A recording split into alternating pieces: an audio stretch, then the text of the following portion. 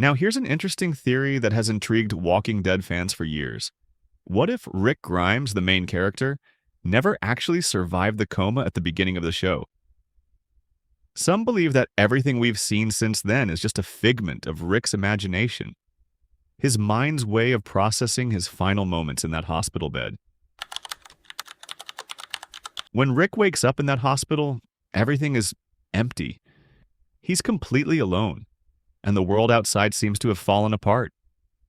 Now you might be thinking, how could a whole hospital just be abandoned like that?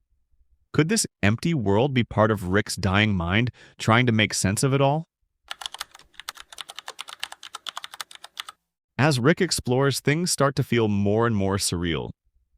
From the first walker he encounters to the strange survivors he meets along the way, nothing quite adds up. Could it be that these people and these events are just creations of Rick's mind, desperately trying to hold on to some sense of reality? Now, let's talk about Rick's confusion. As he begins to grasp the situation, he's constantly shocked by the chaos around him. Every time he's forced to make a decision, whether to kill a walker or leave someone behind, he's faced with moral dilemmas that seem almost too much for a man who's supposed to be just waking up from a coma. Could this be his mind trying to understand what's happening before he lets go? Another weird part of the theory is how Rick starts having visions. Visions of his wife, Lori, and his best friend, Shane. These moments feel too perfect, don't they?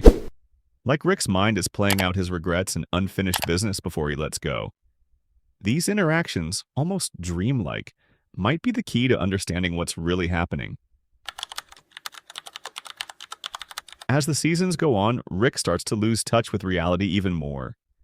His decisions become more erratic, his relationships more complex. Could this be his mind spiraling, unable to cope with the weight of everything that's happening around him? It's like he's trying to cling to something, anything, to make sense of it all. Now, this is where it gets really interesting. Rick's final moments, where he's supposedly killed in Season 9, might actually be his death, his real death. Maybe everything we've seen before was his mind's way of working through the apocalyptic nightmare. And when he finally fades away, that's it. That's when he accepts his end. So, does Rick really die in the hospital, and everything we saw afterward was just his mind's fight against death? We may never know. But this theory adds a new layer to the show. It shows that The Walking Dead isn't just about survival. It's also about a mind struggling to make sense of its last moments.